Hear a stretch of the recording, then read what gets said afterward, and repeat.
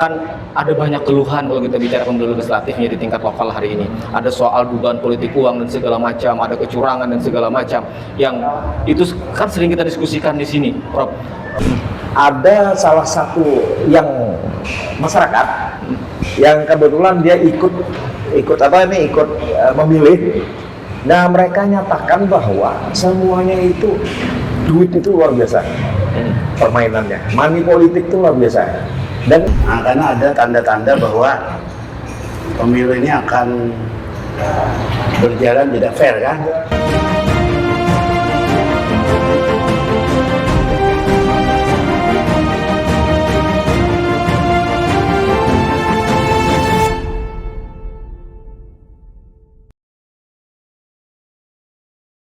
Assalamualaikum warahmatullahi wabarakatuh. Berjumpa kembali kita dalam ngobrol pinggiran akhir pekan, dialog yang diinisiasi oleh jejakrekam.com, media online di Kalimantan Selatan.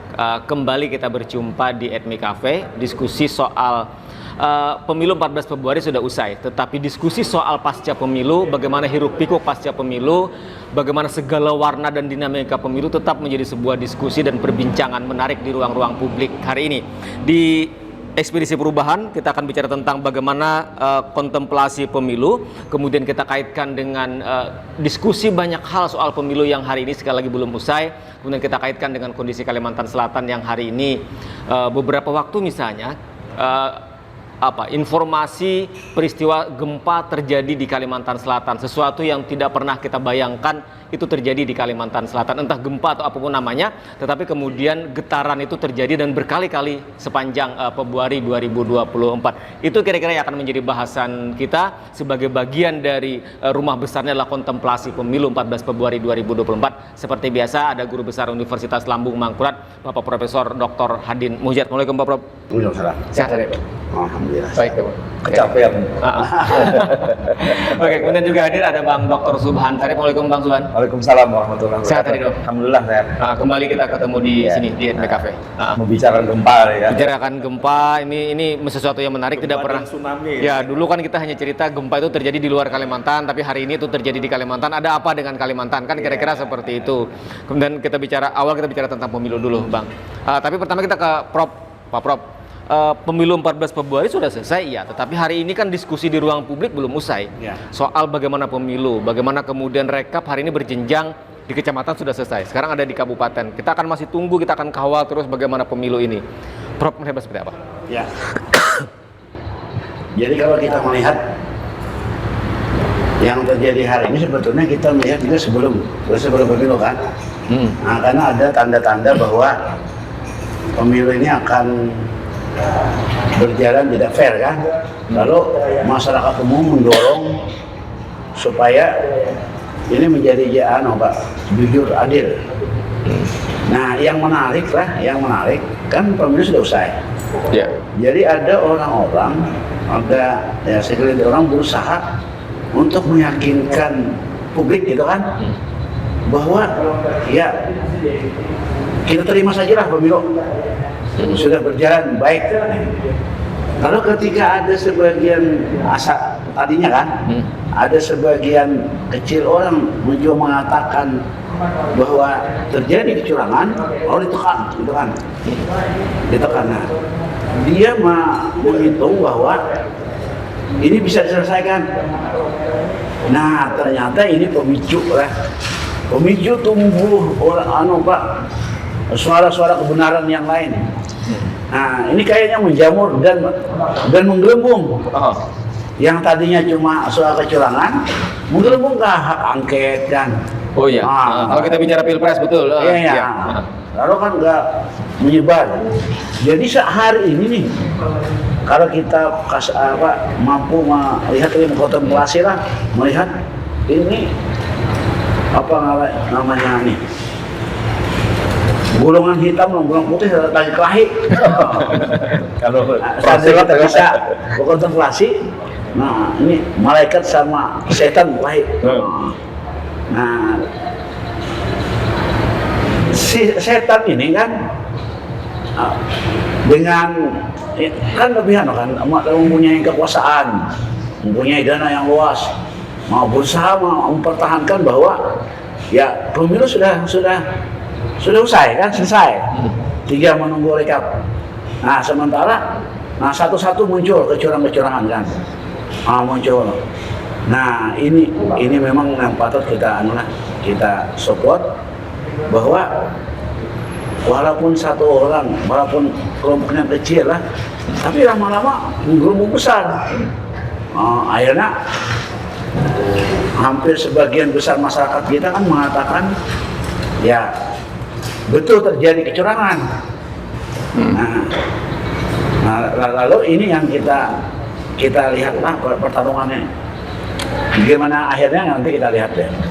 Prof, kan kalau kita melihat pemilu dalam bingkai, dalam potret besar, itu kan ada pilpres, ada pileg. Kalau kita bicara dalam konteks lokal Kalimantan Selatan, Prof, kalau kita bandingkan dengan pemilu-pemilu sebelumnya, kan ada banyak keluhan kalau kita bicara pemilu legislatifnya di tingkat lokal hari ini. Ada soal dugaan politik uang dan segala macam, ada kecurangan dan segala macam, yang itu kan sering kita diskusikan di sini, Prof.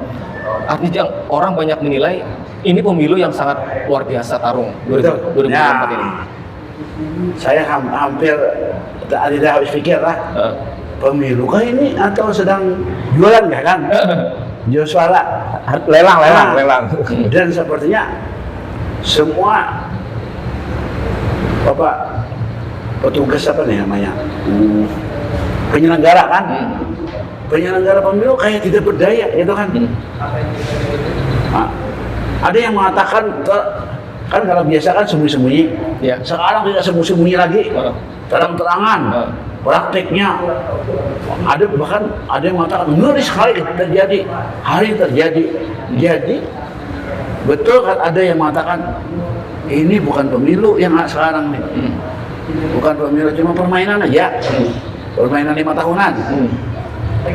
Nah itu yang terjadi, memang sangat geli tak pemilu hari ini. Jadi bukan pemilu sebagai sarana demokrasi dalam rangka kontestasi 5 tahunan, bukan. Artinya lebih kepada soal tadi. Oke, sekarang saya ke Bang Subhan. Bang, ini kan menarik nih kalau kita melihat, kita melanjutkan yang sampaikan Pak Prof Hadin. Ini kan sebuah realitas dari pemilu kita 14 Februari 2024 dalam potret besar. Ada pilpres dan ada pileg di situ.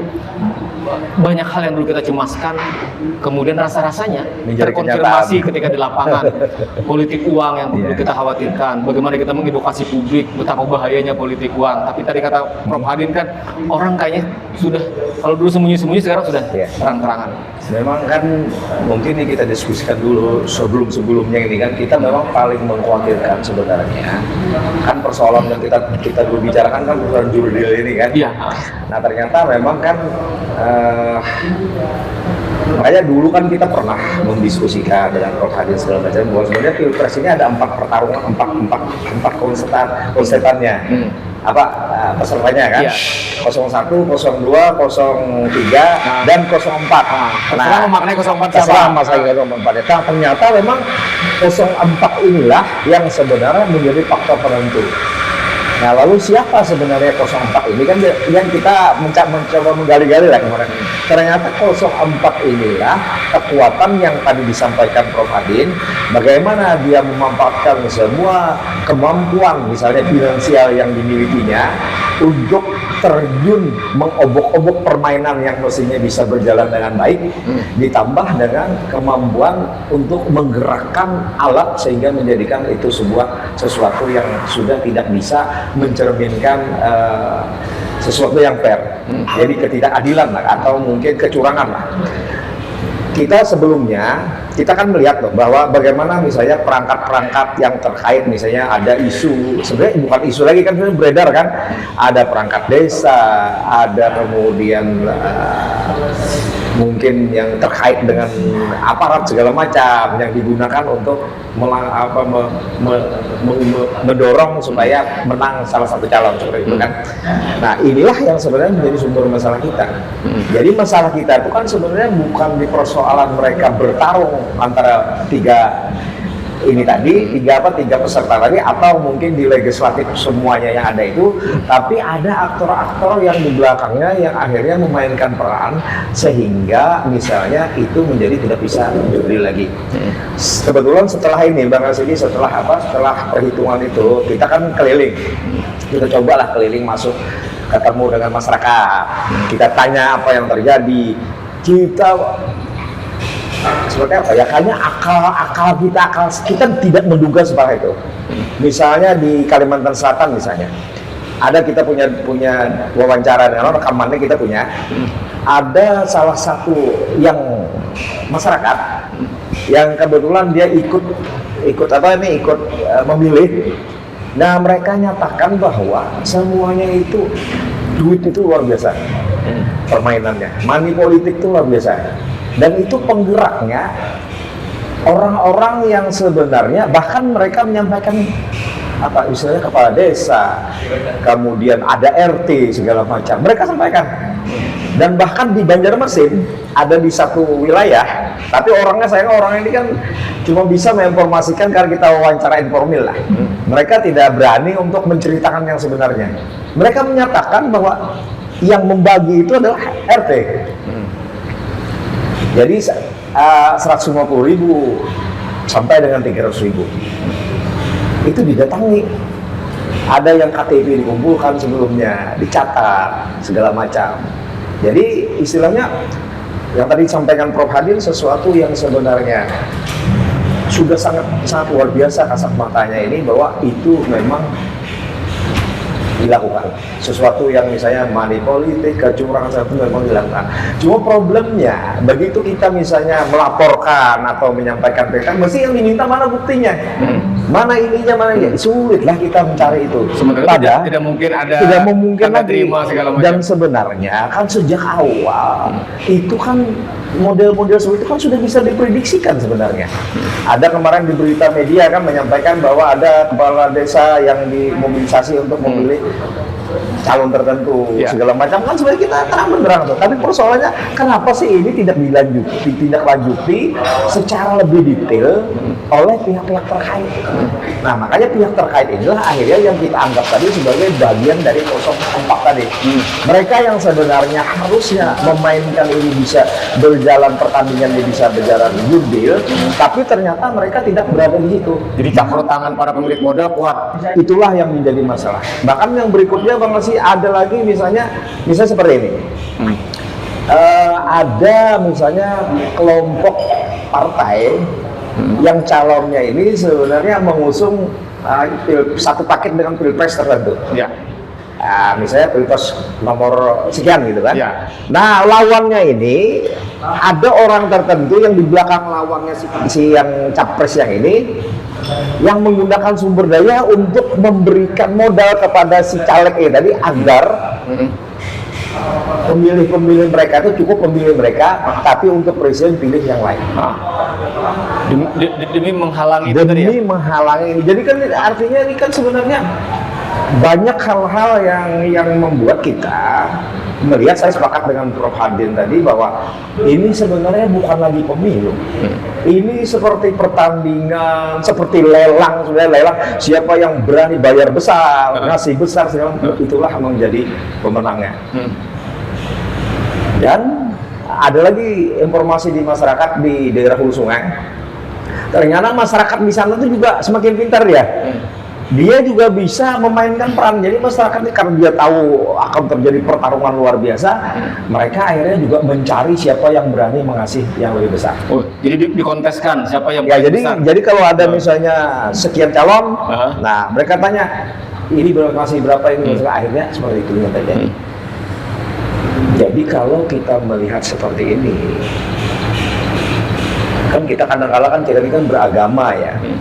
Orang beragama, jadi memang kadang-kala antara yang nilai-nilai yang secara rasional, keilmiahan segala macam, kemudian kita kaitkan di spiritual, makanya kita juga mau menangkap sinyal kan, tadi menyampaikan ada gempa itu kan, ada apa kan, Kalimantan Selatan misalnya biasanya tidak sepanjang sejarah itu tidak pernah ada seperti yang terjadi saat ini. Ini kan sebelum tanggal 14 terjadi sekali, itu yang paling besar. Iya, sebelum tanggal 14 ya. Nah, itu sebelum tanggal 14 terjadi sekali, itu yang paling besar. Pada saat itu bergoyang sebagian kawasan. Bahkan saya di rumah, Itu tanggal 13 orang lagi bikin ini TPS. Ya, itu ya, bergoyang pagi. Nah, setelah ini perhitungan saya sampai dengan tanggal kemarin. Kemarin kan terjadi lagi Hari Minggu. jadi kisarannya tuh sudah 4 kali kok, 3-4 kali lah sudah terjadi, dan itu kisarannya antara 2,5 sampai dengan 4. Nah, kita khawatir Bang Rasidi karena kita ini kan di Kalsel ini kan sebenarnya banyak orang beragama, apalagi agama terbanyak itu kan Muslim. Nah, kita khawatir ini kan di Kalsel ini masif sekali dan luar biasa sekali permainannya. Jangan-jangan ini sebagai sebuah Nah, peringatan. ini kan peringatan yang disampaikan oleh Tuhan. Kemudian kalau kita bisa membiarkan ini terjadi, maka bukan tidak menutup kemungkinan hal yang lebih fatal lagi terjadi. Kita kadang-kadang khawatir sekali seperti itu. Jadi pemilu tidak sekedar pemilu, tapi bagaimana sikap kita dalam pemilu dengan tadi pertarungan yang luar biasa karena itu. kita meyakini Bang Rasi kalau melihat kondisi yang ada ini ya, secara pribadi saya sebenarnya sangat prihatin dan menjadi apatis bahwa kita ini bisa mewaraskan kondisi kita saat ini. Apatis saya berarti melihat ini karena di masyarakat sudah terjadi sebenarnya ini, di elitnya ini tidak mau tahu persoalan itu, tetap mereka mainkan sedemikian rupa. Yang mau berubah ini saya lihat sebenarnya di kalangan menengah. Menengah artinya dia bukan di elit atas, di menengah Bukan ya. di bawah. Bukan di bawah tidak bisa diapa-apain. Di tengah, di tengah ini sebenarnya yang jadi pengen itu kelompok-kelompok risau yang kemudian prihatin dengan keadaan. Ya, jadi itulah mungkin intelektual seperti Prof. Hadin dan sebagainya seperti itu. Oke, sekarang kita kembali ke Pak Prof. Hadin. Prof, artinya kan sengkarut pemilu ini luar biasa kan, Prof. Satu aja kita bicara tentang politik uang. Ini kan agak susah kita mengurainya. Ada problem di masyarakat kita, ada problem di para kontestan. Karena para kontestan kalau tidak melakukan itu juga tidak akan dipilih. Orang datang hanya dengan gagasan, hanya dengan pikiran kan juga tidak laku kan, Pak Prof. Nah, sementara pada sisi yang lain, di masyarakat kita, kondisi hari ini ekonomi kan juga tidak baik-baik, Prof. Orang susah mendapatkan beras hari ini. Ini kan kondisi kita, Prof. Ya, tadinya lah aku mengira money politik itu hanya akan ada di pertama mereka yang pendidikan rendah, ya kan. Kemudian ekonominya agak Senin Kamis kan. Ternyata yang barusan tadi itu yang ekonominya agak agak sedikit stabil lah. Nah, itu ikut mengambil juga. Jadi sepertinya sudah terbuka gitu lah. Terbuka. Dan nah, jadi ini persoalan bangsa kita lah, yang kemarin dia kita ingatkan. Nah, jadi pendidikan politik ini memang tidak ada lagi pilihan lain. Jadi Kalau kita ingin waras kita kerahkan, harus dikerahkan. Satu-satunya cara ini harus dikerahkan karena begitu kalau ini dibiarkan itu menjalar gitu kan. Iya. Generasi ke generasi terjadi lah. Apa istilahnya? Melihat ini sesuatu yang biasa-biasa saja. Nah, sesuatu biasa. Jadi yang dikatakan di buku post-trust itu kan yang bohong, terus bohong kan. Ya. Nah, seolah-olah dianggap kebenaran. Kebenaran. Soal biasa. Tidak ada satu kan tadinya kan di masyarakat ini yang kita amati kan, tidak suka dengan pasangan ini. Tapi ternyata kok waktu pemilu banyak suaranya. Lalu kita selidiki, ya tadi nyambung tadi kan dengan Bang Subhan tadi kan ternyata yang beroperasi RT dan wilayah operasinya itu bukan hanya di pelosok, ya di tengah-tengah yang dulu tidak pernah dilakukan. Lalu variasi katanya, bervariasi. Jadi yang dibaginya itu ada sampai mulai 400 ribu satu orang Untuk satu suara. paling rendah 150. Nah, saya memperkirakan duit itu rata-rata 400. Yang tukang bagi aja yang menarik gitu. Lah. Jadi bisa kita bayangkan bagaimana perputaran uang di hari itu ya, Prof. Ya? Betul yang titik itu, titik itu betul itu. Di kasar tuh beredar titik itu. Jadi kasar aja lah Pak, ini lain. Prof, kan kita tidak bisa bayangkan lagi nih. Ini baru pemilu legislatif dan pilpres. Sementara di tahun yang sama di bulan November kita kan akan ada di pilkada 13 kabupaten kota plus gubernur serentak juga. Yang kita khawatirkan kondisi ini kan rasa-rasanya kalau mungkin tidak akan jauh beda kan, Pak Prof. Nah, tapi kan kita agak mungkin tensinya agak turun. Ah. Karena ini kan yang Jadi amunisinya kan yang kuat ini, yang saat ini. Amunisinya kuat. Nah, dengan berbagai Tapi sumber politik lah. uang tetap. Nah, tapi politik uang pasti tetap. Karena beredar sudah bahwa kalau tanpa uang tidak jalan katanya. Itu sudah sampai ke pelosok yang paling jauh kita jalan ke sana. Yang penting berapa? Itu sudah jadi anak semboyan. Jadi tidak penting orang itu siapa, dikenalkah atau punya gagasan apa, tidak penting. Tidak penting lagi. Bahkan orang yang paham nih kan. Ini kan orang yang mengerti nih. Ikut juga. Nah. Jadi Pak Rasidi, narasumber kami itu menceritakan bahwa bahkan orang yang terkait agama pun terlibat Pak Rasidi. Coba gila. Kita ini mau nangis mendengar itu. Ada kita punya rekaman tapi karena kita menjaga mereka supaya jangan sampai ini. Nah, kita harus mereka bercerita seperti itu. Coba bayangin orang yang terkait dengan agama. Makanya kan kita kembali melihat ke gempa tadi, kita merasa ini ya kita harus belajar menafsirkan dari kontemplasi. Jangan-jangan itu peringatan yang sangat keras dari yang maha pengatur kehidupan ini bahwa Anda itu sudah melampaui batas. Jadi kan kemarin sebelum ini Pak Prof, kan kita punya duta perubahan ya, muda-muda itu kita survei mereka, termasuk mahasiswanya Prof Adin kan. Nah pada saat survei itu mereka menyampaikan 50% dari 10 orang, 50% itu sudah menyatakan bahwa mereka sangat atensi dan mendukung salah satu paslon. Kemudian yang 2 sampai 3 orang, jadi 5 orang mendukung paslon sudah memastikan ini. 2 sampai 3 orang itu paslon yang lain. Tapi 3 orangnya lagi, 2 sampai 3 orang lain itu menunggu kalau ada siraman politik uang. Subsidi apa istilahnya tuh, hadiahnya apa seperti itu. Nah, akhirnya dari hasil yang kita kemarin itu petakan, ternyata memang 30% di masyarakat kita itu mengharapkan terjadinya yang pemberian itu tadi. Itu 30%. Nah 50% ini mereka memang ingin supaya calon tertentu yang mereka dukung. Tapi yang jadi persoalan tadi Prof Adin kan, yang kalau sudah terjadi, saya data kan, bagaimana mereka yang 50% ini bisa berubah karena apa? Tidak tahan melihat di sekelilingnya menerima. 150, kalau tidak mau dinaikkan sampai 200, sampai saya kan baru tahu 5 sampai 400. Jadi bagaimana mereka tahan seperti itu kan?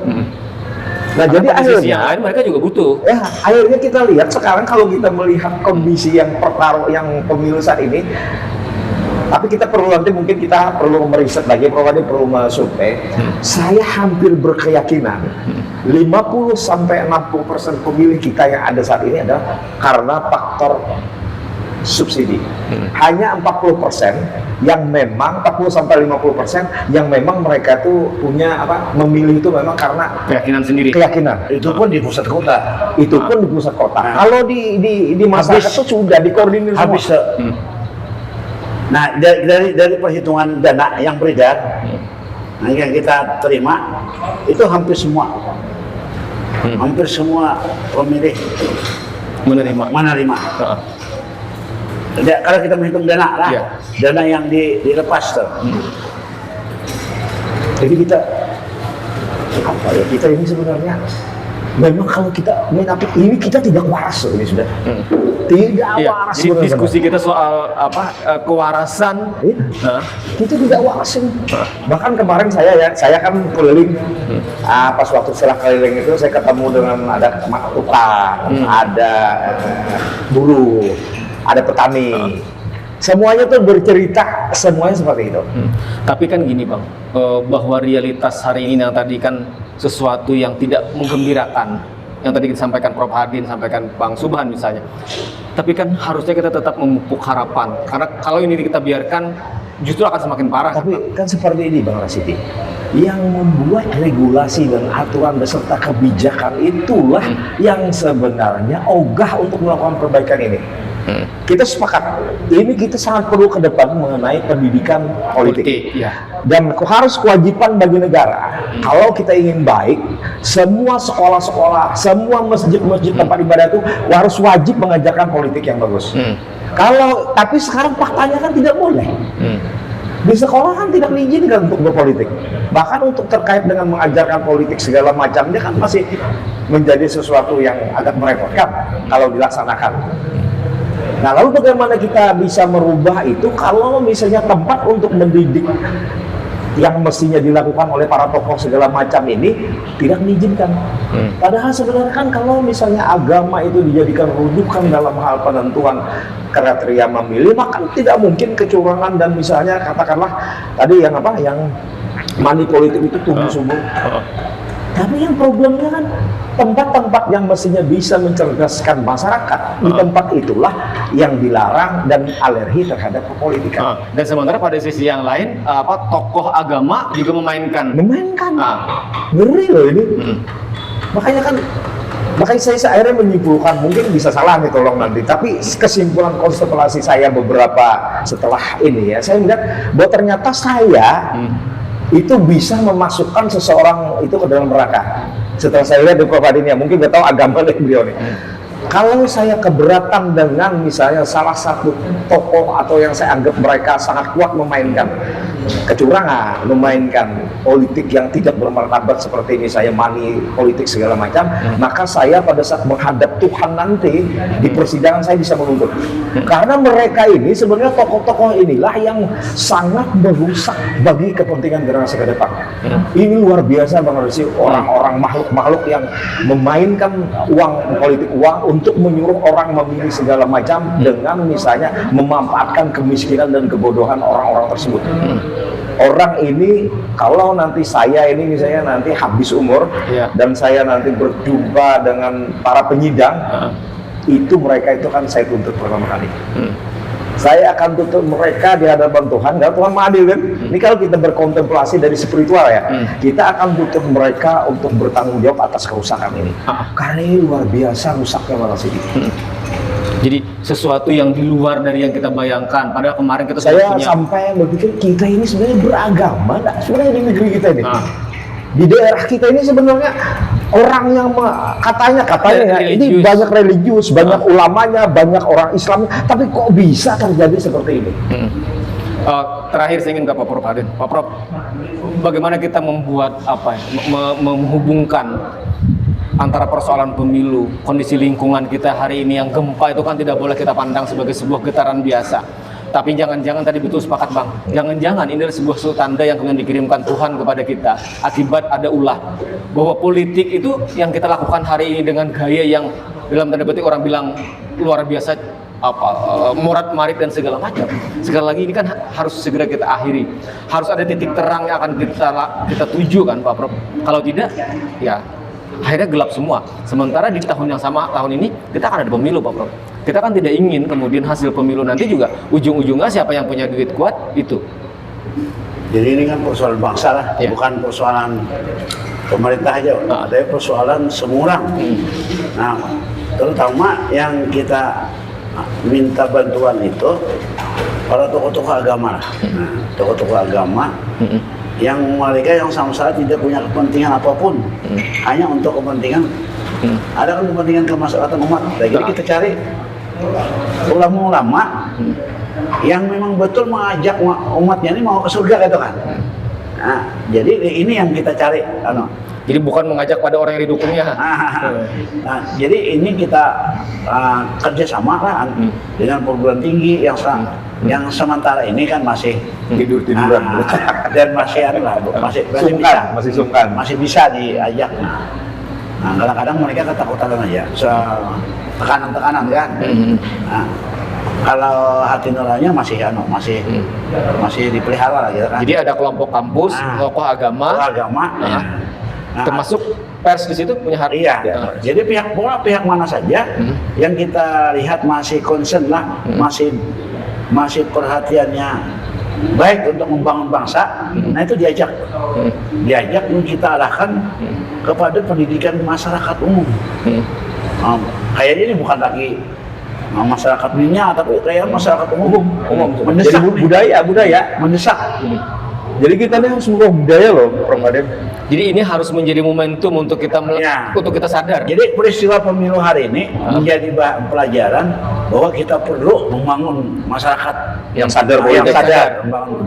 Sama sini barang sini kan, mungkin kita harus meluruskan. Kan kadang-kala kan orang berpikir, ada sebagian orang berpikir bahwa ini persoalan mendukung, kalah dan menang, kan seperti itu. Sebenarnya kan bukan itu kita. Kita ini kan melakukan pilihan, Prof. Hadin punya pilihan, saya punya pilihan, Bang Rasidi punya pilihan. Pilihan kita itu kan sebenarnya bukan kita dasari karena kita nih misalnya melihat orangnya atau figurnya, tapi kita melihat sebenarnya bagaimana indikator yang dilakukan mereka dalam berkehidupan bernegara, dalam mereka misalnya kalau kita kan melihat nilai-nilai yang mereka miliki, calon itulah yang kita dukung. Nah, jadi kembali ke sini, ini bukan persoalan kalah dan menang. Ini persoalan masa depan dari generasi kita. Bahwa ternyata politik itu bukan dalam jalur yang semestinya. Harusnya kan menghasilkan sebuah kepemimpinan atau pilihan pemimpin yang berdasarkan kualitas mereka. Kemampuan mereka berdasarkan istilahnya itu intelektual, kemudian kesantunan, moralitas, etika dan sebagainya yang dimiliki pemimpin ini kan. Jadi bukan persoalan misalnya kita hanya sebatas memilih itu berdasarkan kita suka seseorang. Jadi seperti itu, inilah yang menyebabkan ternyata kita belum bisa menghasilkan yang semestinya karena sistem yang tidak mendukung ke arah seperti tadi. Lalu inilah yang harus kita cerdaskan. Nah, bagaimana misalnya bisa menghasilkan sesuatu yang baik kalau misalnya indikator pada saat masyarakat memilih itu adalah berapa diberi oleh tim sukses atau tim-tim calon tersebut untuk mereka pilih. Itu yang menjadi jadi itu, dan itu Bang Rasidi, saya kan keliling kebetulan sebelum pilpres, sebelum pemilu keliling, ketemu masyarakat segala macam. Pertama kali kalau kita ngobrol di warung misalnya kan, mereka kan kalau kita bercerita mengenai pemilu, mereka kan berpikir bahwa Bapak bercalonnya, Bapak mau jadi ini ya. Begitu kita misalnya masuk lebih dalam ke mereka, jawaban mereka mudah Pak. Kita sebenarnya seperti apa sih aturan mainnya? Bahkan ada Bang Rasidi, masyarakat yang kita temui, mereka langsung berpikir seperti ini. Saya Pak, istri saya, anak saya ada 4, itu pemilih semua. Kemudian cucu saya juga ada pemilih, jumlahnya di rumah saya sekitar 12 orang katanya. Ini orang yang tidak mampu ya, orang yang dia menengah di bawah lah. Kami siap memilih, tapi berapa nilainya yang orang sih? Dan itu hampir semua yang kita temui seperti itu.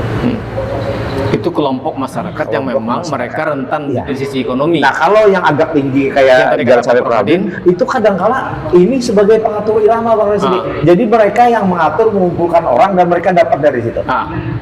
Jadi kita ini, kayaknya ini kita memang perlu membuat skenario baru kalau memang kita ingin mewaraskan kondisi bangsa. Jadi poin besar tetap bagaimana kewarasan dalam berbangsa. Dan itu kewajiban kita Bang Rasidi. Jadi sekali lagi ini bukan soal menang dan kalah, bukan soal pilihan. Karena berbeda pilihan itu biasa, memang harus berbeda pilihan ya biarkan. Makanya kita sebenarnya ingin mengajak semua pihak yang dulu terlibat dalam baik itu misalnya pilpres, mereka mendukung entah 1, entah 2, entah 3, entah apapun atau dipilih. Yuk kita semua ini mau sendiri. Sadar diri bahwa kita ada persoalan bagi generasi kita ke depan dan perubahan di masyarakat yang harus kita dorong untuk segera dilakukan. Kalau tidak kita khawatir Bang Rasidi, yang turun ini bukan persoalan hal yang misalnya di luar kita bisa perhitungan, tapi sudah menjadi di luar nalar kita. Seperti misalnya tadi kita tidak pernah mengalami dentuman gempa segala macam. Jadi jangan sampai bala bencana itu turun. Karena kan kita berkeyakinan, kalau orang Muslim kan berkeyakinan kan di dalam disampaikan bila sudah melampaui batas, maka itu nanti bahasa mudahnya itu kan nanti tangan-tangan yang punya kuasanya akan turun. Oke, baik di situ sesungguhnya kita akhiri di situ Bang. Sesungguhnya disinilah nurani itu akan berbicara. Bagaimana kemudian kita melihat pemilu, masing-masing kita bisa mengukurnya, masing-masing kita bisa menilainya.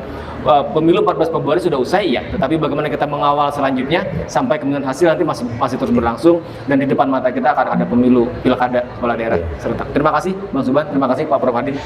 Demikian tuntas sudah kebersamaan kita dalam ngopi kali ini, kontemplasi pemilu 14 Februari 2024. Tidak hanya bicara pemilu, tidak hanya bicara demokrasi, tetapi ada tanda-tanda alam yang tentu juga harusnya kita renungkan sebagai sebuah bagian besar yang utuh harus kita baca. Terima kasih dan Assalamualaikum warahmatullahi wabarakatuh.